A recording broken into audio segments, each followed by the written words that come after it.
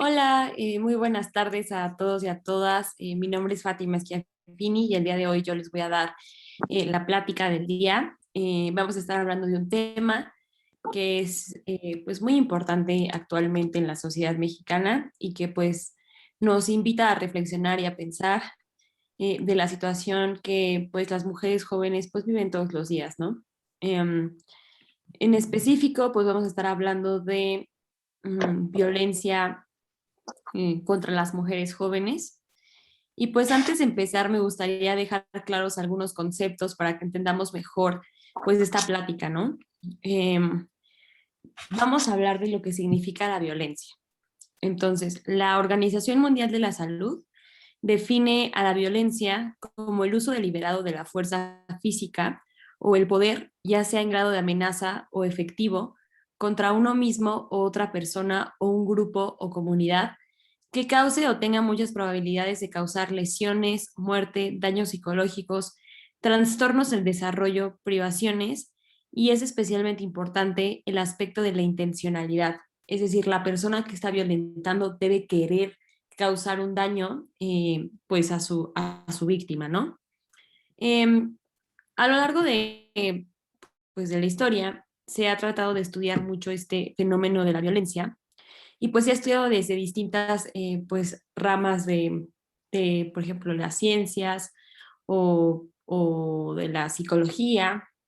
Y pues para hablar un poco, pues un poco más a detalle de esto, pues me gustaría decirles que se han estudiado que existen factores que llevan a las personas a ser como más violentas, ¿no?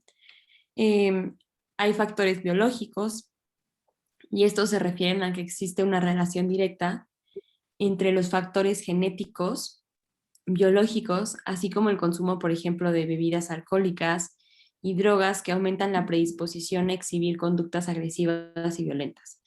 ¿A qué se refiere esto? A que las personas hay ocasiones en las que tenemos una predisposición genética a ser violentas y que hay factores externos que nos llevan a que esta predisposición se manifieste en la vida diaria, como lo es el consumo de drogas o bebidas alcohólicas, que aumentan como que este riesgo eh, a ser más violento, ¿no?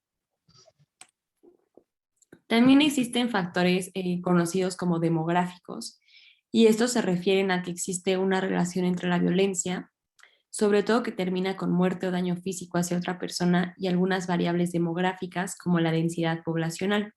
Es decir, a medida que se produce un crecimiento y aumento de la densidad poblacional, especialmente en las grandes ciudades, aumenta el estrés, la frustración y el anonimato que instigan las conductas violentas. Asimismo, hay otras variables que aparecen asociadas a la violencia, como lo son el sexo, el nivel socioeconómico y el grupo étnico. Entonces, aquí se están refiriendo, pues, las personas que realizaron esta investigación a que, pues, entre más grandes sean las ciudades, pues más se va perdiendo como ese sentido de comunidad, ¿no? Yo recuerdo que cuando era pues niña, chiquita, mi mamá nos llevaba a visitar su pueblo en Veracruz y yo recuerdo que el sentido de comunidad que tenía en el pueblo pues es muy distinto al que se tiene hoy en día en la ciudad, ¿no? Eh, por ejemplo, en el pueblo pues todo el mundo, la gente de ahí estaba como al pendiente de los niños o estaban pues tratando de cuidar a las infancias, ¿no? Y aquí en la ciudad pues como que hay un sentido mucho de individualidad y de yo me cuido a mí mismo y no me importa tanto lo que le pase a la persona que está al lado de mí, ¿no? O no me importa lo que le pase a nadie que no conozca, ¿no? Y creo que eso no pasa, por ejemplo, en los pueblos. También existen factores llamados socioculturales, y esto se refiere a que existe una relación entre las características culturales de una sociedad y el desarrollo o freno de la violencia, ya que tienen su reflejo en el comportamiento de la población. En diversas partes del mundo, la especificidad cultural y la tradición se dan a veces como justificaciones de prácticas sociales particulares que perpetúan la violencia. Asimismo, las sociedades con características marcadamente patriarcales legitiman la desigualdad en las relaciones entre hombres y mujeres que dan pie a la violencia contra ellas. Por ejemplo, aquí en México, un ejemplo de este factor sociocultural que perpetúa la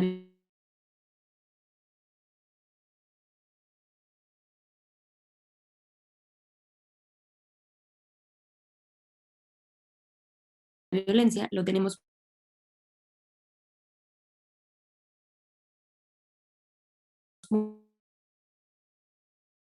muy marcado en los, por ejemplo, de venta de niñas, justificar de la población, ¿no?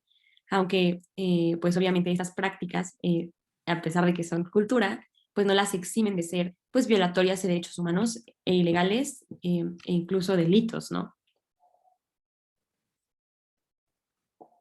También otra parte de la doctrina habla de factores económicos, que existiría relación entre el nivel económico de los países y el número de casos de violencia. Si bien es verdad que la violencia se registra en países de todos los niveles económicos, algunas condiciones presentes en las situaciones de pobreza incrementan significativamente la probabilidad de la violencia y propician en gran medida el desarrollo de conductas agresivas. Aquí nos está diciendo este estudio que entre pues más nivel socioeconómico tenga un país, pues menor va a ser la violencia. Desde mi perspectiva personal, no considero que sea así, o sea, ya que la violencia se da en países de todos los niveles económicos y pues en todos los contextos, ¿no? No únicamente en los países más pobres es que pues vaya a existir violencia. Ahora les voy a pasar una presentación que preparé para ustedes, en la que vamos a analizar un poco pues más cifras de la juventud y la violencia de género en nuestro país, que pues es importante que conozcamos pues, para visibilizar un poco pues la problemática, ¿no? En la que nos encontramos el el día de hoy en la actualidad.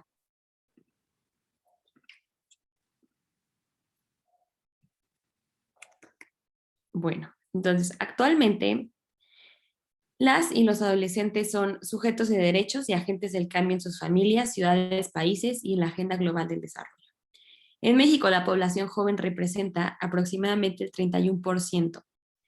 En total, hay 37.5 millones de jóvenes entre 12 y 29 años de edad. Eh, la Agenda 2030 se aprobó y entró en vigor en nuestro país en enero del año 2016. Es un acuerdo histórico entre las y los dirigentes mundiales que se integra por 17 objetivos del desarrollo sostenible. Esta agenda se firmó y se aprobó en la Asamblea General de la Organización de las Naciones Unidas, mejor conocida como ONU. Y lo que hicieron aquí los dirigentes de los estados que forman parte de la ONU fue comprometerse a realizar pues ciertos avances en ciertas áreas estratégicas para que los países pues se desarrollen de forma pues más óptima. Con estos nuevos objetivos de la Agenda 2030 de aplicación universal, en los próximos 15 años los países intensificarán los esfuerzos para poner fin a la pobreza en todas sus formas, reducir la desigualdad y luchar contra el cambio climático, garantizando al mismo tiempo que nadie más se quede atrás. El empoderamiento de las mujeres es una condición previa a todos los ODS. Adicionalmente, la perspectiva de género se encuentra transversalizada en todos ellos. ¿Qué quiere decir que se encuentra transversalizada la perspectiva de género? Bueno, que a estos 17 objetivos les permea la perspectiva de género.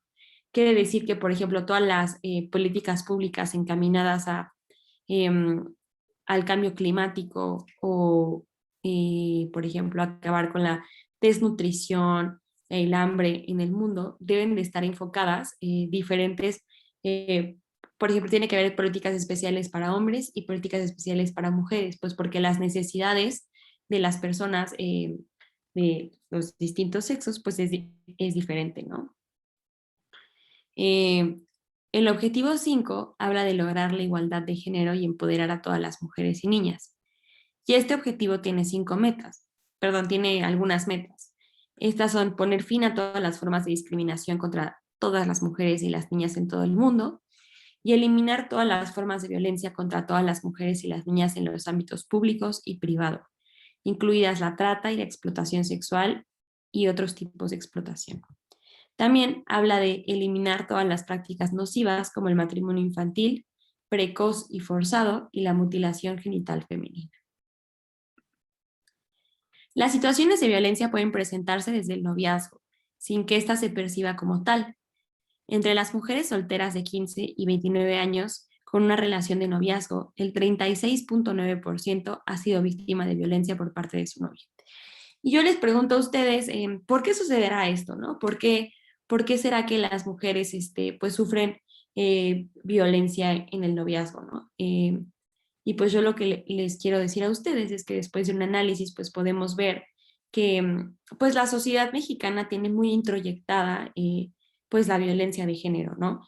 Por ejemplo, sucede en algunas relaciones de personas jóvenes que los novios le dicen a su novia como, no, pues no salgas a la calle vestida así, ve y cámbiate la ropa, ¿cómo vas a ir hacia tu comida? Estás enseñando mucha pierna, o estás enseñando mucho escote o lo que sea. Y pues esta es una actitud que es violenta, ¿no? O por ejemplo, los comentarios que son tendientes al cuerpo de las mujeres, que te dicen como, oye, ya te veo más gordita, ¿no? Más llenita. Oye, estás muy flaca, ya debes de comer algo. Estos comentarios también, pues son violentos. O pues vamos a subir un poco el nivel de la violencia en el violentómetro.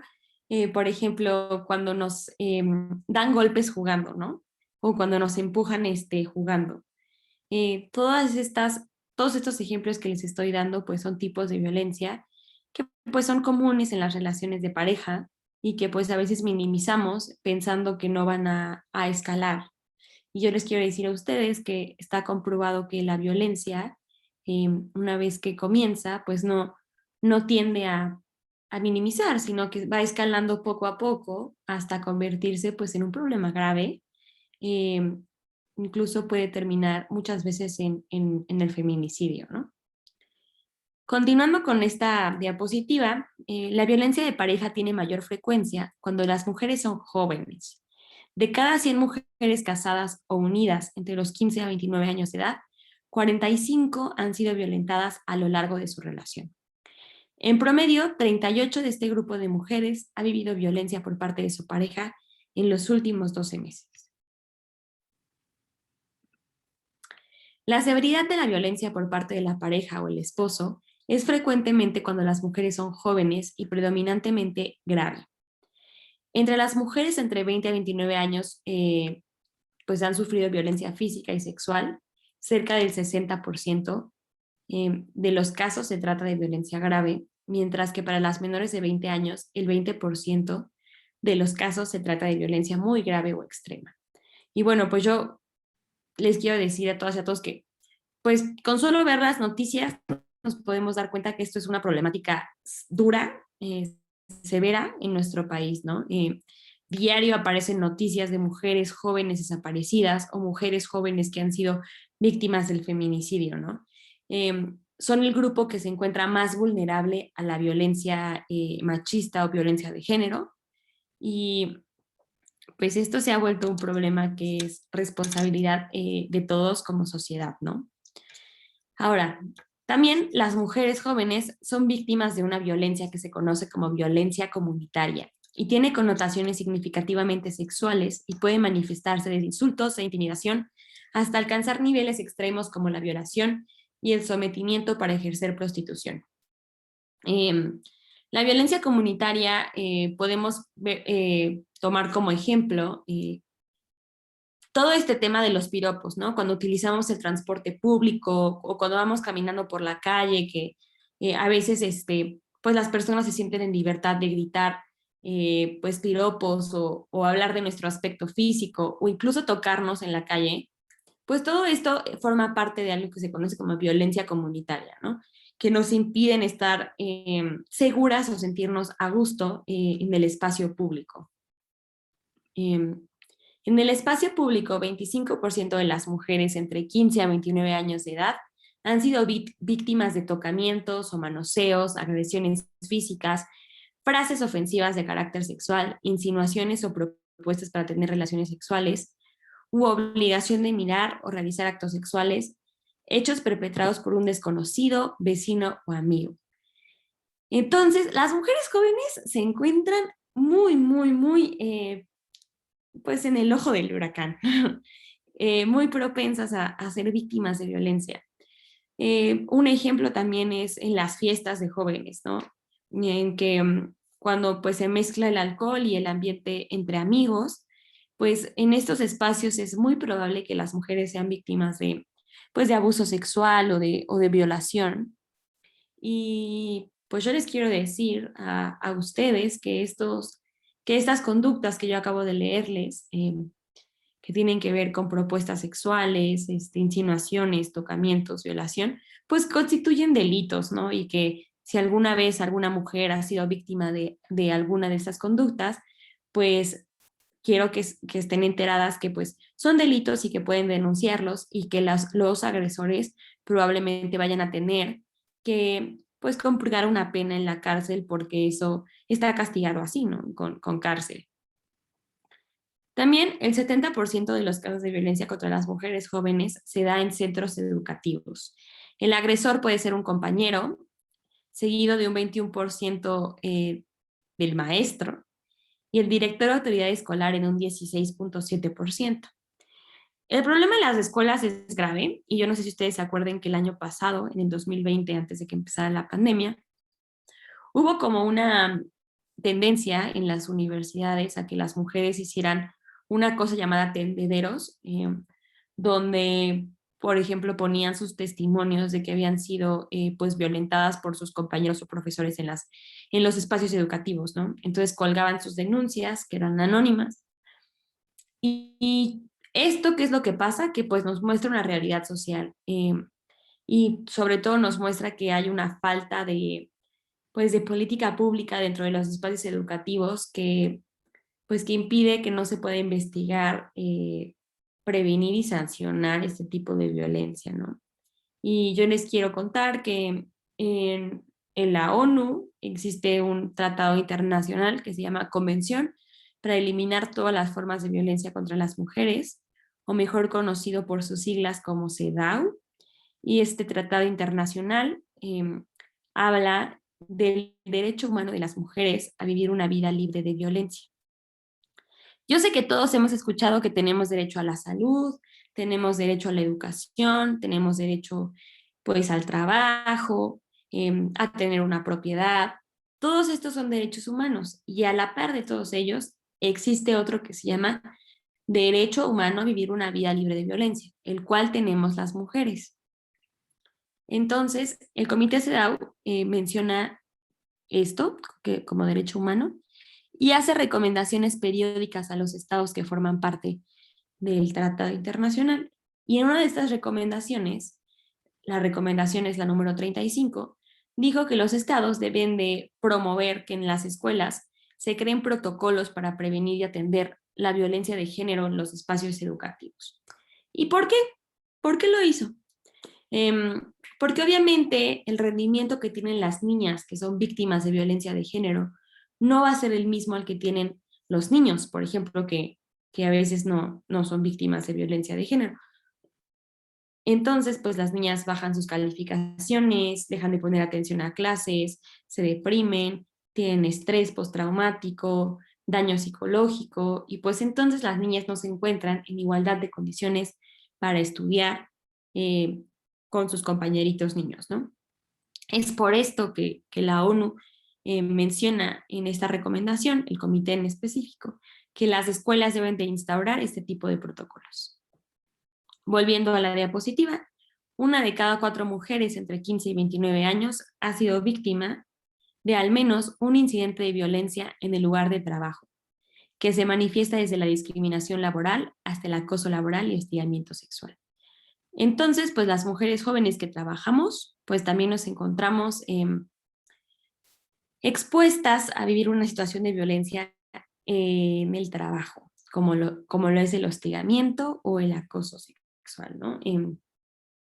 Por ejemplo, que a veces igual se den tocamientos en el espacio de trabajo o que te digan comentarios que te hacen sentir incómoda respecto, pues no sé, que te digan cosas de tu aspecto físico o de tu vestimenta o que te agreguen en redes sociales y quieran hablar contigo todo el día o cosas así, ese tipo de actitudes pues son podrían interpretarse como acoso laboral y hostigamiento sexual, que tampoco es correcto y también tienen que prevenirse, ¿no? Las mujeres jóvenes están particularmente expuestas a la violencia más extrema, que es el feminicidio. ¿Qué es el feminicidio?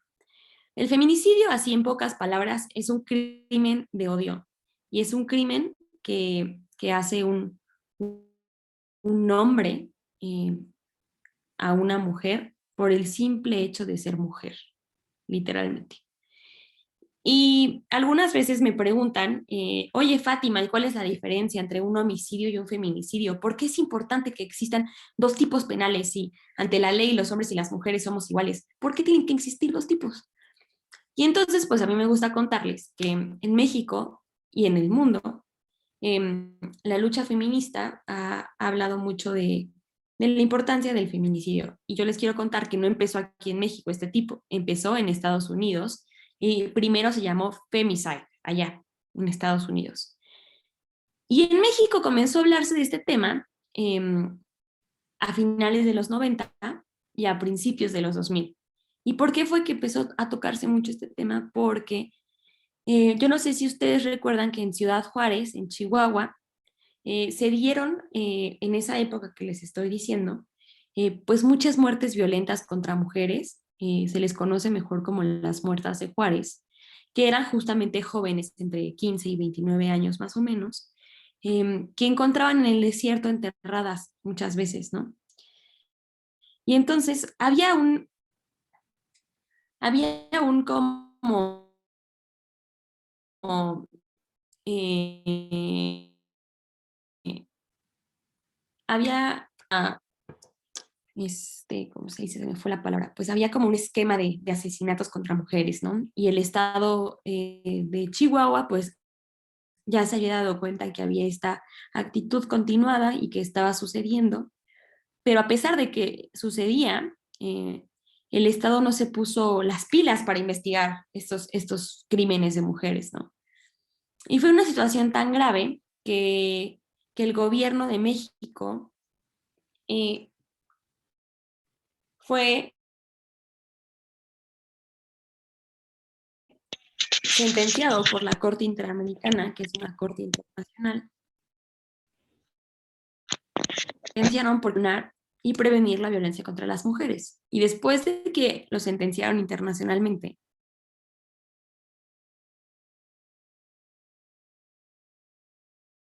es que en México se... Y pues es un tema muy difícil. En México diariamente pues mueren 11 mujeres, que en su mayoría estas muertes pues son feminicidios y son en mujeres jóvenes la mayoría. Otra situación complicada y muy difícil de hablar es el matrimonio de las niñas. Y este tiene sus raíces en la discriminación de género y tiene múltiples consecuencias, ¿no? Como la deserción escolar, el embarazo prematuro, la mortalidad materna, la transmisión intergeneracional de la pobreza y en general la limitación de las oportunidades de las niñas y adolescentes. Al menos una de cada 5 mujeres entra en unión conyugal antes de cumplir 18 años de edad. Y yo les quiero contar que la Suprema Corte de Justicia de la Nación, acá en México, ya declaró inconstitucional el matrimonio infantil. ¿Qué quiere decir esto? Que las uniones entre menores de edad ya no son constitucionales. Y las uniones entre adultos y menores de edad tampoco lo son. Porque, pues obviamente, matrimonios infantiles, pues no es la práctica de que dos niños se casen, ¿no? Sino que muchas veces en nuestro país lo que sucedía era que hombres de 50 años se casaban con niñas de 13 o 15 años, ¿no? Y que esto es grave, que pues esto nos habla de estereotipos y pues muy introyectadas en nuestra sociedad que durante décadas permitieron que estas situaciones pues sucedieran.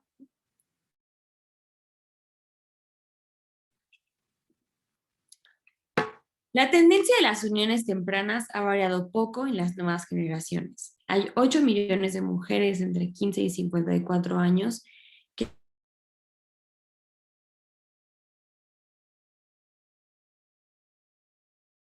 que 3% se unieron antes de los 18 y en el grupo de 20 a 24 años el 21.4%.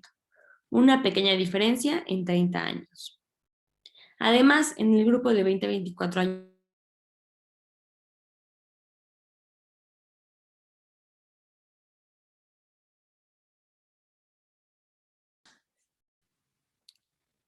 ¿qué nos habla de esto? Que muchas veces en México, pues, y, y pues, esto no debería ser así, ¿no? Hay derechos humanos que también tienen las niñas y los niños, como derecho a la educación, derecho a jugar, derecho al tiempo libre. Los niños también pues tienen derecho a una infancia pues sana y obviamente los derechos humanos son progresivos.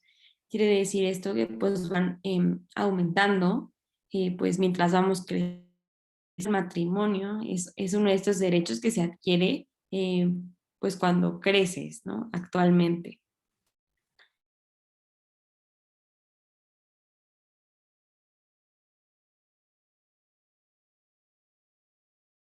Al 40% en Chiapas, Guerrero y Veracruz. Lo que les hablaba en un inicio, ¿no? Que pues hay prácticas que eh, se denominan como culturales o tradicionales.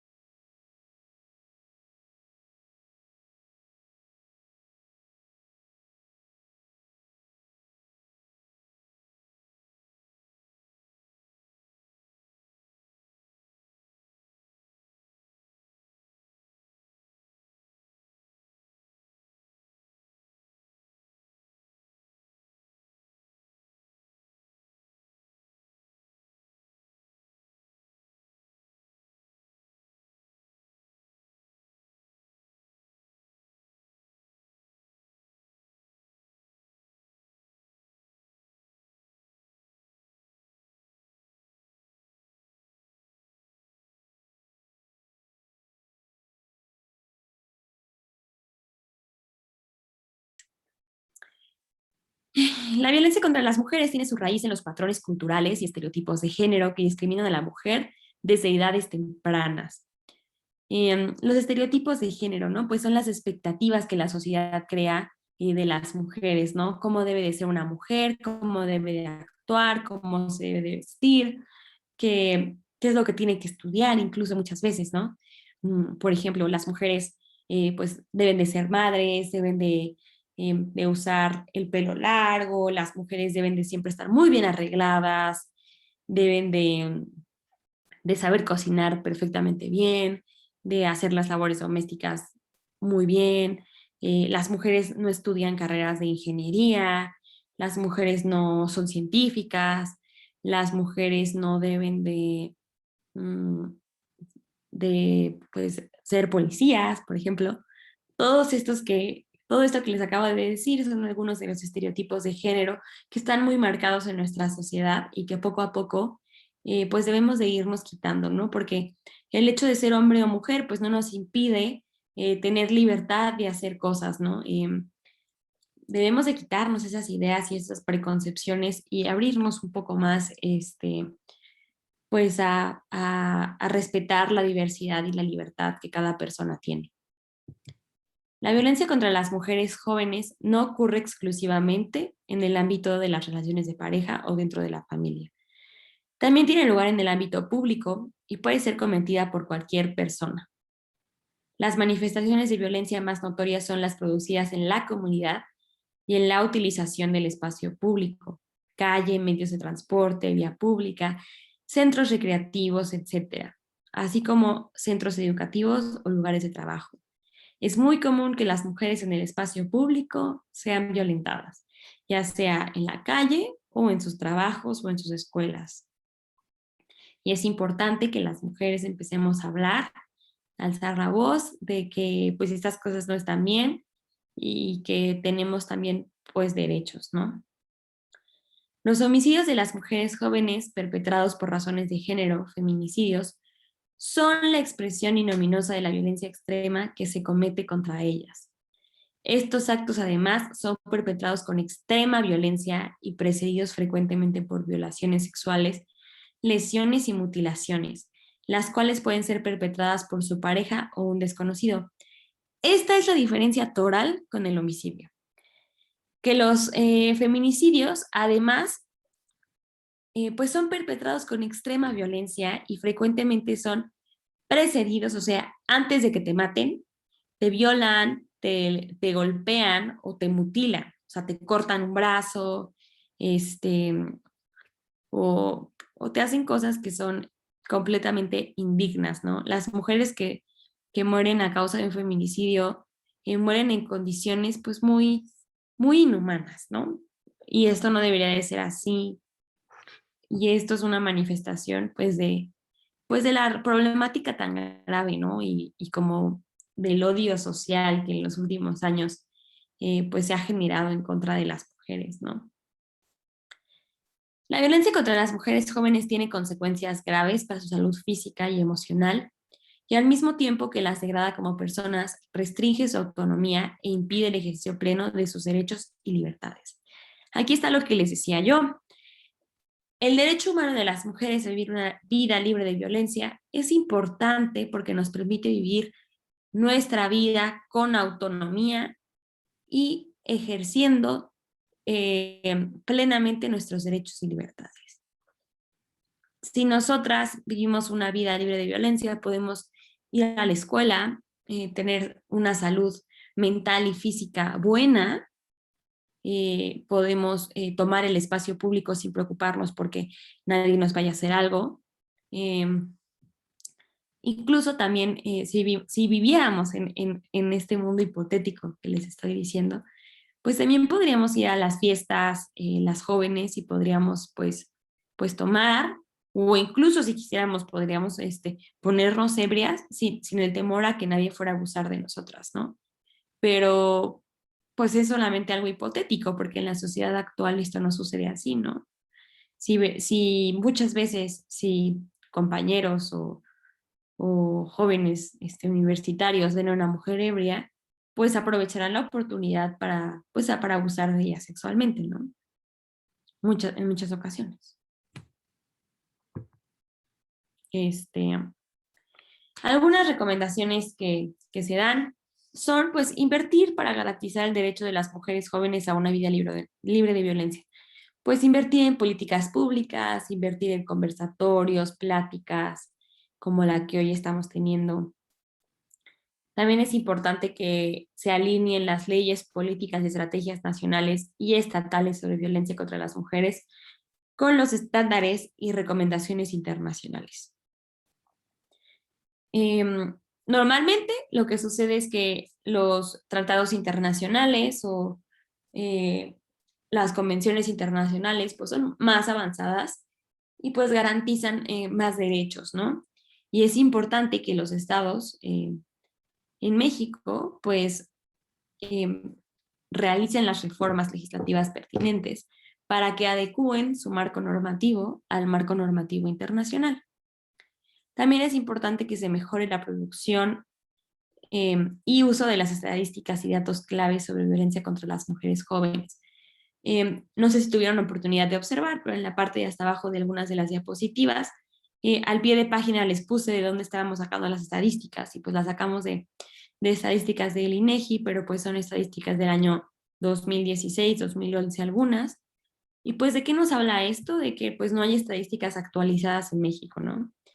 Y es muy importante que esas estadísticas pues no solamente es que existan, sino que tienen que estar eh, pues divididas, ¿no? Tienen que estar a fuerzas datos de hombres y a fuerzas datos de mujeres. O sea, tienen que estar los datos pues bien hechos para que de verdad sirvan a las personas pues que están en el gobierno, ¿no? Realizando las políticas públicas. También es importante que se dé seguimiento al programa integral para prevenir, atender y sancionar y erradicar la violencia contra las mujeres del 2014 al 2018 desde un enfoque de juventud. Desarrollar políticas de prevención de la violencia contra las mujeres que incidan en la transformación de valores, prácticas y estereotipos en la juventud que discriminan a las mujeres. Y antes de que termine esta diapositiva, pues yo les quería decir que la violencia, pues es importante hablar también de que la violencia no nos afecta a todas las mujeres de la misma forma. No nos afecta igual a las mujeres que somos jóvenes que a las mujeres adultas mayores, y tampoco afecta igual, por ejemplo, a las mujeres y niñas con una discapacidad. Y las que están normalmente más expuestas, pues son las niñas y las mujeres con discapacidad, ¿no? Y es importante empezar a nombrar que estas mujeres pues también sufren violencia y la sufren también pues de forma pues más compleja aún que la que pues nos podríamos imaginar. Y yo con esta plática espero que todas y todos ustedes pues se lleven más o menos una idea de qué es lo que está pasando en nuestro país, de cómo están las estadísticas y que pues puedan ustedes tratar de llevar esta información con sus familias y con sus amigos para que juntos empiecen a platicar de lo que está sucediendo y que tal vez empiecen a cuestionarse un poco qué podemos hacer como sociedad pues para mejorar la situación y que las muertes de niñas y mujeres en nuestro país pues poco a poco disminuyan, ¿no? Porque pues desde hace más de 10 años esto ha ido en su vida, no es que haya bajado, ¿no? Y no es que no existan políticas públicas o no es que no existan leyes o no es que no existan tratados internacionales. Yo creo que el marco normativo ya está, pero lo que falta un poco más es conciencia social de lo que está sucediendo. O sea, que la sociedad empiece a entender que tienen un papel importante en la disminución de la violencia de género y la disminución de los casos de violencia contra las mujeres y las niñas. Y bueno, así termina mi presentación. Tengo un comentario en el chat, interesante. Y yo abro pues los micrófonos para que si alguien tiene algún comentario o si tienen alguna reflexión o si quieren aportar algo, pues, pues que se sientan con la libertad de hablarlo, de comentarlo y yo les pediría que, pues que adelante, ¿no? Que hagan sus comentarios.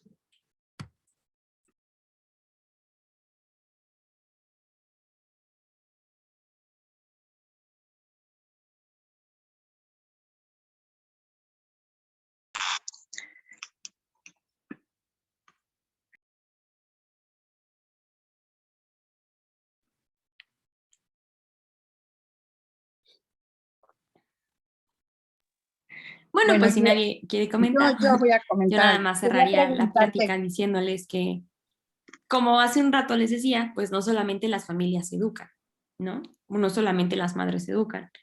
En la actualidad, pues también educan los medios de comunicación y también educan pues las redes sociales. Que a veces, por ejemplo, en las familias tratamos de educar a nuestras hijas e hijos, pero pues cuando nuestros hijos ven la tele o cuando pues ven los programas de Televisa, por ejemplo, supongamos La Rosa de Guadalupe, o como dice el dicho, o las novelas, pues muchas veces son programas que ayudan a la reproducción de estereotipos de género, ¿no? Te dicen como estos programas que las mujeres tienen un lugar o los hombres tienen un lugar, y esto en lugar muchas veces de ser benéfico, pues es eh, pues en lugar de ser benéfico, pues muchas veces pues poco productivo, ¿no? Pues para mejorar como sociedad. Y las redes sociales también, ¿eh? Tienen también este mismo problema. También reproducen mucho estereotipos de género y cosas así. Aquí tenemos un comentario de Diana y Diana dice, buenas tardes, también vale la pena decir que la violencia no se debe atacar con violencia. Pues Diana, yo te quiero decir a ti que te agradezco mucho el comentario. A ver, aquí dice Iván, hay que destacar que la violencia en casos más extremos se da precisamente en el noviazgo y sobre todo en la ruptura amorosa por parte del hombre. Hay estadísticas que muestran que muchos feminicidios son motivo de eso. Sí, es verdad, Iván. Y Diana regresando un poco al tema que tú comentas de que la violencia no se debe atacar con violencia, yo te quiero contar acerca de un precedente de la Corte Interamericana de Derechos Humanos, que es una corte internacional, que justamente es contra el Estado mexicano. Y esta sentencia se llama María, Selva y otras, y es contra México. Y esta sentencia tiene que ver con el caso de Atenco en el Estado de México hace unos años. No sé si ustedes se acuerden que por ahí del 2006, 2005 más o menos, hubo un caso muy famoso en que policías se llevaron a mujeres de sus domicilios y las llevaron a la cárcel, ¿no? Porque estaban haciendo una manifestación, la gente de la comunidad de Atenco, porque no querían que les quitaran sus tierras, ¿no? Pero fue una manifestación muy violenta y que pues mandaron pues a policías federales también, y policías también estatales y municipales pues participaron. Pero durante esta situación, los policías como que aprovecharon para abusar sexualmente de las mujeres, ¿no? Las violaron, las violentaron. Y yo saco esta sentencia a colación porque justamente aquí se habla de una cosa que se llama la digna rabia. Y la digna rabia, dicen, es la rabia que sienten las víctimas después de haber pasado por violencia, ¿no? La rabia de que no puedas ir a denunciar, la rabia de que ya denunciaste pero la policía no te hace caso, la rabia de que tu agresor siga libre y tú tengas pues un dolor interno muy fuerte, la rabia de que tú quieras hablarlo con tu familia y que tu familia pues minimice tu situación. Y entonces esta digna rabia o este concepto lo que quiere decir es que pues a veces las mujeres, en el caso de las protestas, por ejemplo, feministas, pues tienen que, ¿cómo le dices a una mujer que ese dolor que está sintiendo no lo exprese de la forma que ella mejor? Frustración y tanto dolor